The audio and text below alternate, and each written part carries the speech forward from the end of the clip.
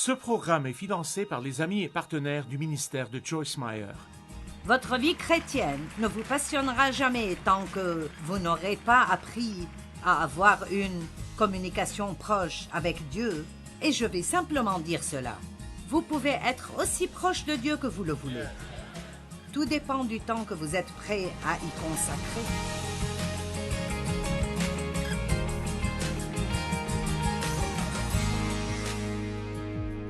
D'accord, je vais vous parler aujourd'hui de direction divine ou d'entendre la voix de Dieu. Donc, je ne peux pas parler de ma relation avec Dieu sans dire « et Dieu m'a dit, et Dieu a dit », et... Vous savez, cela ne veut pas dire que j'entends des voix audibles tout le temps, mais c'est la promesse du Nouveau Testament que nous aurons le Saint-Esprit en nous. Jésus a dit « ce sera mieux pour vous que je parte ». J'ai été avec vous, mais maintenant je serai en vous à travers le Saint-Esprit. Et dans Jean 16, il est écrit « Je vous le donne pour que vous puissiez avoir une relation proche avec lui ». Nous sommes supposés avoir, croyez-le ou non, une relation de conversation avec Dieu. Maintenant, cela ne veut pas dire que vous allez avoir une conversation avec Dieu comme avec quelqu'un devant une tasse de café. Donc, vous devez apprendre comment Dieu parle. Mais nous devons apprendre que Dieu n'est pas seulement intéressé par notre trajet de 45 minutes à l'église le dimanche matin. Il veut entrer dans toute notre vie, chaque jour, toute notre vie. Je vous défie simplement d'inviter Dieu à changer n'importe quel domaine de votre vie qu'il veuille. Allez, quelqu'un est d'accord, je vais te parler.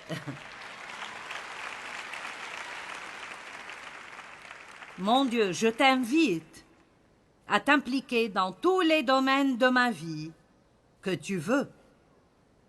Ouvre les portes que j'avais fermées devant toi. Je te donne accès à mes pensées, mes finances, mes amis, mon divertissement, mes habits. Je veux que tu répares tout ce qui est en moi pour que je devienne de plus en plus semblable à toi. Il y a quelqu'un?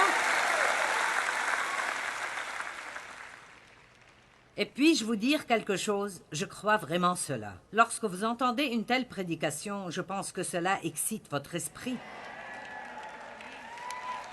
Vous pouvez presque le voir, parce que même si une partie de vous, comme votre chair, ne veut pas le faire ou a peur de ce qui pourrait arriver, spirituellement, vous savez que c'est juste et vous êtes excité parce que nous avons été créés pour ressembler à Christ, pour grandir et devenir de plus en plus semblables à lui tout le temps. Génial! J'aime ce message. Donc, si vous voulez entendre Dieu, la première chose à faire est de croire que vous pouvez le faire. Donc, probablement pas ici, vous n'expérimenterez pas cela, mais si vous regardez la télé, vous avez... C'est quelque chose de nouveau pour vous, entendre Dieu. Je suis allée à une église pendant longtemps et je n'ai jamais entendu la voix de Dieu. Ou sinon, je ne savais pas ce que j'entendais. Je ne savais vraiment pas, je n'avais pas appris ça. En fait, il semble presque qu'il est dangereux pour les gens de penser qu'ils entendent la voix de Dieu. Une femme a dit, « Pourquoi est-ce que si nous parlons à Dieu, c'est une prière, et s'il nous parle, nous sommes cinglés? » Allez dire aux gens que Dieu vous parle et ils vous enverront à l'asile. Mais je ne comprends pas cela parce que tout au long de la Bible, Dieu a dit, Dieu a dit, Dieu a dit. Je veux dire, il a parlé à Moïse, à Joseph, à Abraham, à Isaac, à Jacob. Vous dites, mais après la résurrection, les choses n'ont-elles pas changé? Eh bien, il a parlé à Saul, qui a ensuite été nommé Paul, après la résurrection, et il l'a redressé. Vous ne pouvez pas lire le livre des Actes sans savoir que ces personnes étaient en communication avec Dieu de différentes manières. Et je vais vous dire quelque chose. Votre vie chrétienne ne vous passionnera jamais tant que vous n'aurez pas appris à entendre Dieu et à être dirigé par sa voix dans votre vie. Je le répète, votre vie chrétienne ne vous passionnera jamais tant que vous n'aurez pas appris à avoir une communication proche avec Dieu, et je vais simplement dire cela. Vous pouvez être aussi proche de Dieu que vous le voulez. Tout dépend du temps que vous êtes prêt à y consacrer.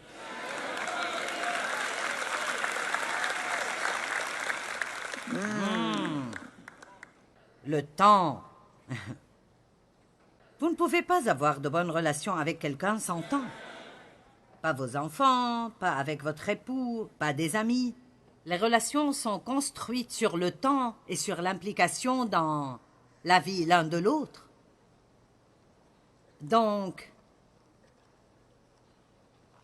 cette réunion où j'étais, je parlais de Dieu m'a dit ceci et j'ai senti que Dieu a dit ça. Et l'homme en charge s'est levé derrière moi et il m'a corrigé. C'était amusant. Mais ensuite, c'était très émouvant pour moi parce que le prédicateur suivant qui s'est levé était quelqu'un qui était un peu plus accepté et respecté dans ces milieux. Et il a enseigné un message sur les chuchotements de Dieu. Et tout le monde a adoré cela. C'est la même chose. Maintenant, je ne sais pas pourquoi les gens paniquent si vous dites que Dieu vous a dit quelque chose, ou vous a montré quelque chose, ou vous a mis quelque chose sur le cœur. Je pense qu'il y a des façons de le dire, et des façons dont nous ne devons pas le dire, surtout si vous êtes entouré de gens qui ne le comprennent pas. Je ne dirai pas tout le temps « Dieu m'a dit ceci, Dieu m'a dit cela ». J'ai un peu appris à adapter la langue. Je crois que Dieu m'a mis sur le cœur. Ou je sens que Dieu me conduit vers... Parce que vous pouvez vraiment faire fuir beaucoup de gens. Si vous utilisez un langage super spirituel qu'ils ne comprennent pas, ça va juste vous faire passer pour dingue. Dites tous, j'entends la voix de Dieu.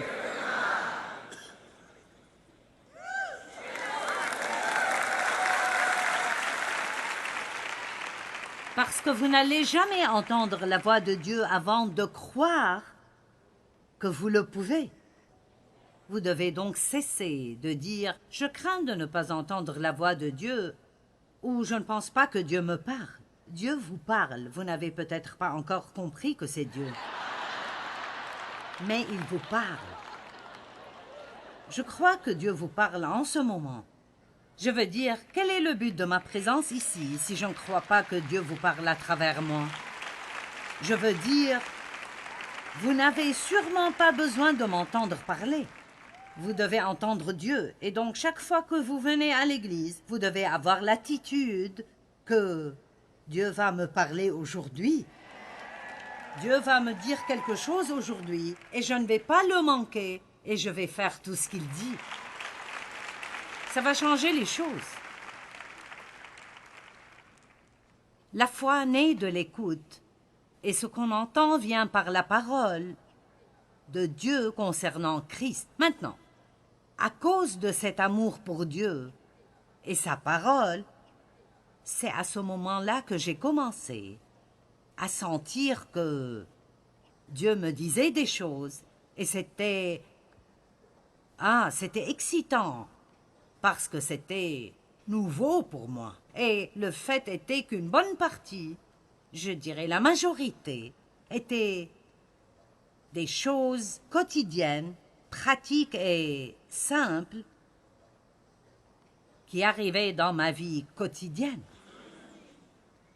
En fait, je me souviens que c'était le jour où Dieu m'a touchée. Je jouais au bowling les vendredis soirs et dans une ligue, et j'étais si mauvaise ce soir-là. Et j'ai senti le Seigneur dire « Eh bien, demande-moi de t'aider. » J'ai dit « On ne demande pas à Dieu de nous aider au bowling. » Ce n'était pas le genre de choses avec lesquelles vous dérangez Dieu. Je veux dire, c'est Dieu, vous ne lui portez que les urgences. Vous voyez, c'est là notre problème. Il veut être impliqué dans tout ce que vous faites. Tout. C'est comme ça que vous avez cette relation et cette camaraderie et, vous savez, vous ne pouvez rien cacher à Dieu de toute façon. Il sait déjà tout ce que vous allez faire en avance et vous devriez lui demander de vous aider dans tout ce qui vous pose un problème. J'ai rencontré une vendeuse dans un magasin. J'ai découvert qu'elle était chrétienne et j'étais curieuse de savoir comment elles sont payées. J'ai dit, recevez-vous un salaire ou une commission? Comment marchent les choses? Elle a dit, eh bien, nous touchons un salaire, mais nous devons respecter un quota. Sinon, nous pourrions perdre nos emplois. Et elle a dit, les affaires ne marchent pas bien ces derniers temps. Et j'ai dit, eh bien, pourquoi ne pas simplement prier pour la faveur de Dieu et pour qu'il vous envoie les clients? Et elle a dit, eh bien, serait-ce bien de demander à Dieu de m'aider avec quelque chose comme ça? Maintenant, elle était chrétienne depuis 27 ans et elle ne savait pas qu'elle pouvait demander à Dieu de lui donner sa faveur et de lui envoyer des clients. Vous n'essayez pas de prendre quelque chose à quelqu'un d'autre. Ils pourraient prier aussi, mais s'ils ne savent pas comment, vous n'avez pas besoin de rester là sans rien. Allez, commencez à demander à Dieu sa faveur et voyez ce qui arrivera. Je veux dire, j'aime ceci. Je fais confiance à Dieu pour la faveur et je vois les choses les plus amusantes, les plus drôles. C'est comme un petit clin d'œil de Dieu. Allez, vous n'avez pas parce que vous ne demandez pas. Commencez à demander. Eh bien, et si je demande la mauvaise chose, eh bien, vous ne l'aurez pas. Donc, j'ai demandé à Dieu, d'accord, Seigneur, aide-moi à jouer au bowling. Et j'ai commencé à avoir des strikes et des spares, et c'était juste wow. Vous savez, je me souviens d'avoir été si excitée d'entendre Dieu. Et maintenant, vous savez, j'avais ces moments où, mon Dieu, j'ai besoin d'entendre ta voix, j'ai besoin d'une parole, Seigneur. Et après, vous connaissez ceci. Et puis, je plongeais dans ma Bible et...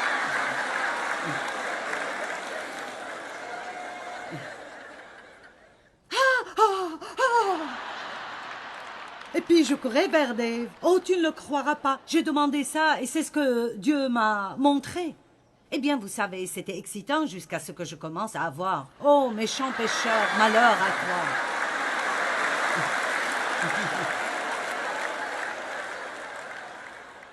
Vous êtes allé un peu trop loin quand il vous faut 12 essais pour trouver quelque chose que vous...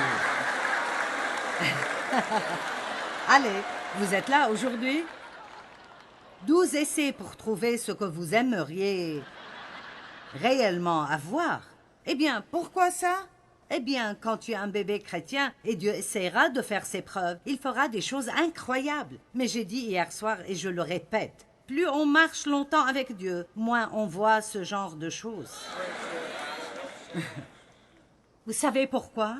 Parce que Dieu attend de nous que nous grandissions dans la maturité et écoutez, que nous connaissions son cœur et que nous n'ayons pas à lui dire tout ce qu'il faut faire et ne pas faire. Parce que, comme vous apprenez à le connaître, ce n'est pas étonnant que l'apôtre Paul ait dit « Mon premier objectif est de le connaître. » De le connaître.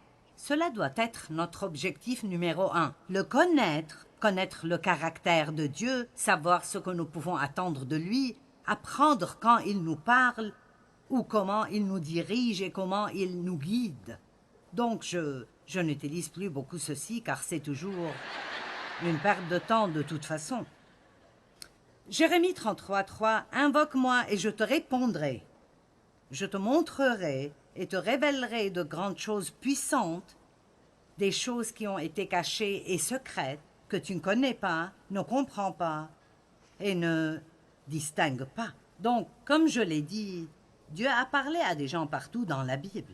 Donc, faire semblant que ce n'est pas quelque chose qu'il fait, ça n'a vraiment aucun sens pour moi.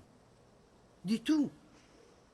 Il a été demandé à un grand homme de Dieu, en fait c'était Dallas Willard, comment il a appris à entendre Dieu, et il a dit en faisant beaucoup d'erreurs. Alors, entendre Dieu est quelque chose que nous apprenons.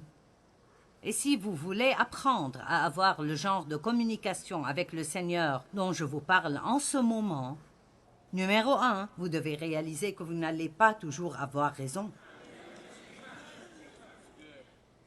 Mais quand vous n'avez pas raison, ne vous laissez pas effrayer en pensant, eh bien, vous savez, je vais juste me créer des problèmes. Si je continue comme ça, plus vous travaillez avec Dieu et plus vous le connaissez, plus vous pourrez discerner si ce que vous pensez entendre est en fait juste. Et plus vous connaissez la parole de Dieu en particulier, plus vous pouvez juger ce que vous pensez entendre ou sentir à travers la parole. Et je me fiche de ce que vous pensez que Dieu dit. Si ce n'est pas conforme avec la parole, ce n'est pas Dieu. D'accord?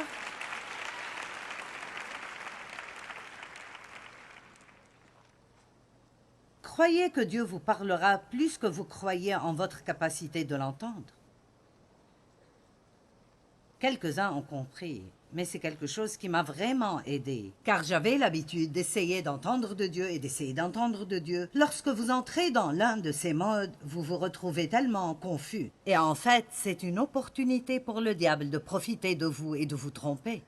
Donc le Seigneur m'a mis sur le cœur, il a dit, au lieu de croire en ta capacité de m'entendre, crois que je te parle. Vous voyez, quand Dieu parle, il a ses moyens de s'assurer que vous savez que c'est lui.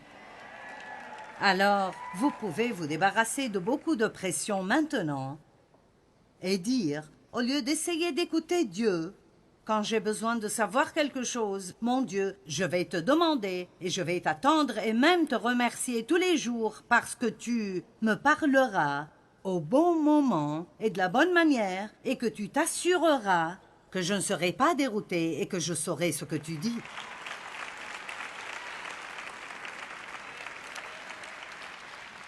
N'ayez pas une idée préconçue de comment Dieu parlera, car il va vous surprendre. Dès que vous pensez l'avoir compris d'une manière, il fera quelque chose de différent. Ayez un cœur qui est prêt à obéir à tout ce que Dieu pourrait dire. Vous ne pouvez pas entendre Dieu si vous allez entendre sélectivement. Cela signifie « je n'aime pas ça, donc ce n'est pas Dieu ». Eh bien, j'aime ceci, alors c'est Dieu. Amen. Si Dieu ne vous parle pas, ce serait peut-être une bonne idée de vous demander si vous avez fait la dernière chose qu'il vous a dit de faire. Je fais juste quelques commentaires des choses que j'ai apprises au fil des ans. Cet après-midi, nous allons parler de quelques détails sur comment Dieu parle et comment vous pouvez entendre. Mais toutes ces choses sont importantes. Par exemple,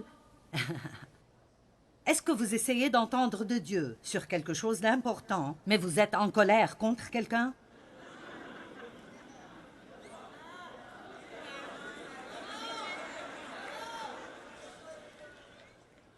Vous n'allez pas entendre comme ça parce que vous devez entendre de l'intérieur. Et si votre âme est bloquée par l'amertume, le ressentiment, la colère, les querelles et le manque de pardon, vous n'entendrez sûrement pas Dieu. S'il y a quelque chose que l'Église doit faire, c'est d'arrêter d'être énervé contre quelqu'un tout le temps. Allez! Contre qui êtes-vous en colère? Amen. Je n'ai pas entendu tout ça, mais ça sonnait bien. Vous savez, j'aime pouvoir réfléchir un instant le matin et pouvoir dire à Dieu, pour autant que je sache, mon Dieu, je ne suis en colère contre personne. Je n'ai aucune querelle dans mon cœur. Je n'ai aucun manque de pardon. Je pense que nous devons pouvoir commencer chaque jour comme ça, parce que si vous voulez avoir cette sorte de communion avec Dieu, ce sont des choses que vous ne pouvez tout simplement pas avoir dans votre cœur. D'accord. Et j'imagine qu'il y a probablement plus de monde ici aujourd'hui, et certainement plus devant la télé, qui ont quelqu'un dans leur vie à qui ils doivent pardonner. Il y a probablement plus de gens comme ça ici que ceux qui peuvent dire « je suis en paix avec tous ».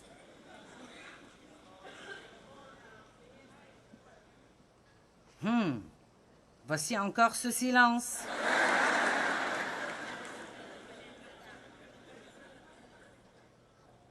D'accord. Comment connaître la volonté de Dieu pour ma vie? Eh bien, c'est la question, n'est-ce pas? Qu'est-ce que Dieu veut que je fasse? La seule façon de savoir est de sortir et d'essayer des trucs. C'est si facile de savoir ce que Dieu veut de notre vie et les gens s'en inquiètent et ils sont vraiment anxieux. John Austin, grand homme de Dieu qui est allé chez le Seigneur, un missionnaire est allé le voir une fois et a dit « Je suis si confus, je ne sais pas quoi faire. Je suis appelé sur le terrain de la mission, mais je ne sais pas si je dois aller au Mexique, en Inde ou en Afrique. » Et il était tellement anxieux parce qu'il ne savait pas quoi faire. Et John a dit « Fais quelque chose de peur que tu ne fasses rien. » Très souvent, nous sommes tellement confus concernant ce que nous pensons devoir faire que nous finissons par ne rien faire du tout, sauf être confus. Dieu ne va pas vous donner quelque chose à faire que vous détestez. Maintenant, il peut vous donner quelque chose à faire que vous préférez ne pas faire, mais votre don va correspondre à tout ce que Dieu vous demande de faire. Il ne prend pas plaisir à préparer les gens à l'échec. Et donc, quand j'ai senti que Dieu avait un appel sur ma vie, je n'allais évidemment pas aller de changer les draps quand Dieu m'a parlé à avoir un ministère mondial et je ne savais pas quoi faire. Et donc, j'ai commencé. Toute opportunité à mon église, je la saisissais. Eh bien, ça a pris environ 2 semaines pour que les enfants et moi sachions que je n'étais pas douée avec les enfants. Nous le savions tous. Ce n'était pas mon don. Honnêtement, je ne suis pas appelée au ministère de l'aide. J'ai un don pour vous faire m'aider. C'est vrai, je peux motiver les gens, je peux les avoir à bord et les faire m'aider à faire des trucs, mais vous savez, si vous renversez quelque chose au premier rang, je ne serai pas celle qui ira là-bas et nettoiera.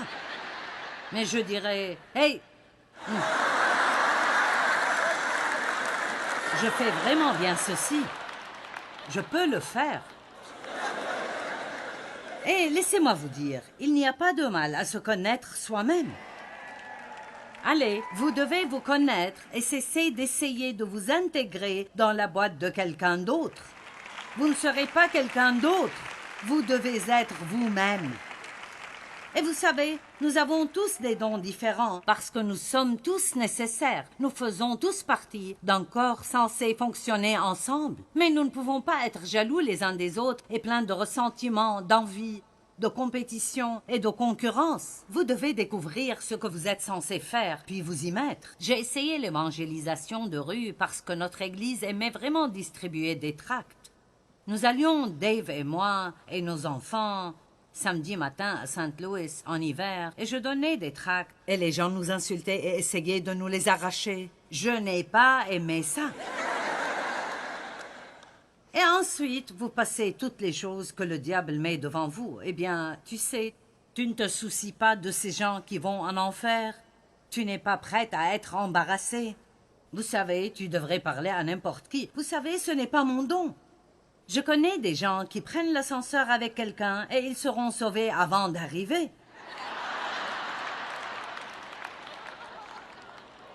Mais ils ne le font pas avec moi, parce que ce n'est pas moi, et ça ne fait rien. Vous ne devez pas être quelqu'un d'autre. Vous savez combien ça vous soulagerait si vous me croyez? Eh bien, je ne suis pas censée témoigner. Si, vous êtes censé témoigner, mais tout le monde, Dieu utilise tout le monde de différentes manières. C'est pourquoi je dis beaucoup aux gens, témoignez tout le temps, mais n'utilisez des mots que lorsqu'il le faut. Autrement dit, montrez l'amour du Christ aux gens et ensuite ils ne pourront pas nier ce que Dieu veut faire dans votre vie. Eh bien, Dieu veut vous guider tous les jours de votre vie. Je vous suggère de commencer par croire que vous pouvez entendre Dieu et d'être également disposé à faire ce qu'il vous dit de faire. Comment entendre Dieu est une chose que nous devons tous apprendre et nous l'apprenons par l'étude mais aussi par l'expérience.